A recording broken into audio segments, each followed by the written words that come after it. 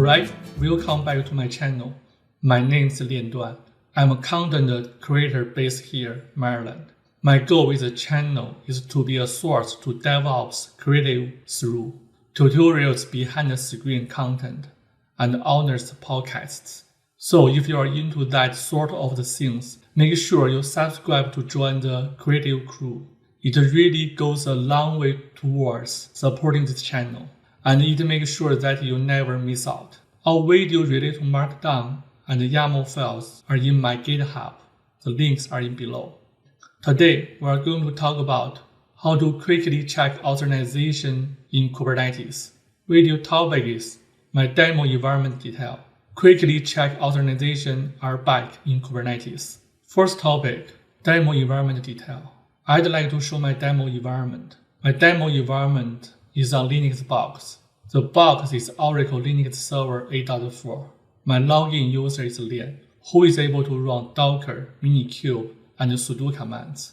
Let me remote log into my box. The command cat/etc/oracle-release is able to retrieve my operation system version. Let me copy paste and running. This is my Linux version, Oracle Linux Server Release 8.4. If you use different Linux version and run into some errors in your access, 90% issue relate to permissions, such as file permissions or user permissions. Run minikube start command is able to retrieve minikube and Kubernetes version. Let me do that. My minikube version is 1.18.1. My Kubernetes version is v.20.2. Minikube is started successfully. Let's back to Markdown file. There are two related videos. Kubernetes security role-based access control as RBAC background. How to install Electrosearch, Kibana, Logic-Stash, FileBit, and Java app on Minikube. Includes why FileBit needs RBAC in deployment process. Second topic, I'll run hands-on demo how to quick check RBAC in Kubernetes. Command line and create a resource both can check RBAC in Kubernetes. Check means check Kubernetes resources and verbs. We go command line first. Check RBAC command line is kubectl space auth space can I. The command is able to check user or ServiceAccount API Accesses. The second check way is create a SelfSubjectAccessReview resource to check API access. When you want to check authorization in Kubernetes, scenarios are if you're a developer or DevOps, before you deploy pod, you can check a service account has all needed resources and verbs. Or you are a Kubernetes administrator, you like to verify Kubernetes user account before you send the account to your coworker. This is a HTTP verbs and Kubernetes API request verbs mapping that can help you to check process. Let's go through the list. There are two columns, HTTP verbs and request verbs. HTTP verbs post map to request verbs created. HTTP verbs get head map to request verbs get list watch.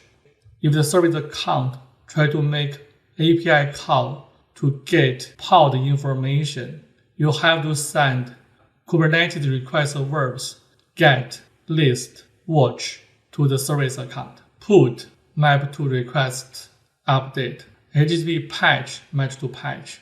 HTTP verbs delete map to request verb delete and delete collections. That means delete one resource or delete multiple resources.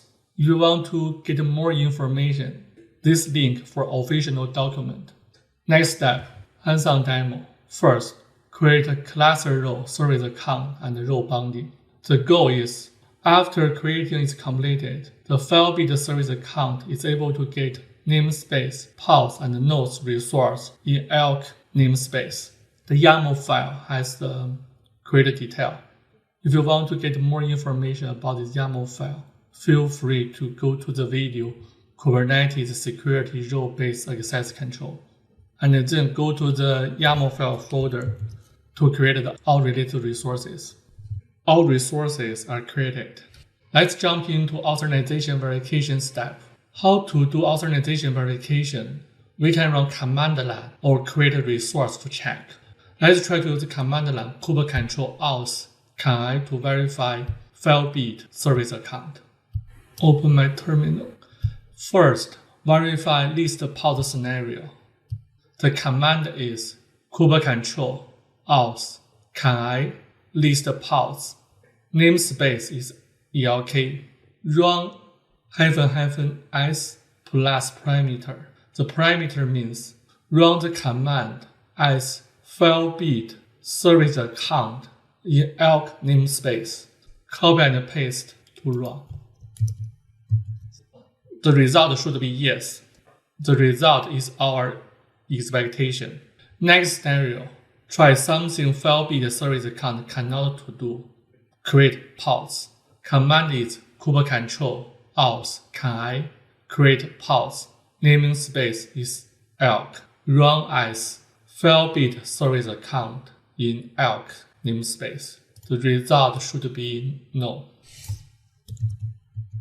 Result is right because we only grant read-only category privilege to the FileBit service account. Next scenario, try list the pod action in default namespace. The command is kubectl auth can list pods. Namespace is default. Run as FileBit service account in default namespace. Result should be no. Result is correct. 3 scenarios are for verify service account. How to verify user? The link has kubectl auth command syntax. Also includes verify user example. After you read the document, if you still have questions, please let me know. We move to alternative way to verify authorization. Create a SelfSubjectAccessReview resource to check. Let me copy paste. The FileBit service account in elk namespace is able to create a deployment resource. The answer should be no. The status is allowed is false. That's correct. Actually, in behind the scene, when you run kubectl auth can command, kubectl will create the resource SelfSubjectAccessReview to check. You can clean up the resource. There is another access file, FileBit role v2.yaml. That YAML file, I changed the RoleBinding to ClusterRole binding. You can use the file to do more exercise. All topics are completed. Today I shared how to use command line and create a resource to quickly check RBAC authorization in Kubernetes. Thank you for watching the video. I hope it was helpful, and it was, do not forget it, like it. If you want to be notified whenever new videos come out, then subscribe to my channel. If you have any questions or something was not clear in the video, please post them in comment section below. I'll try to answer. Thank you and see you in the next video.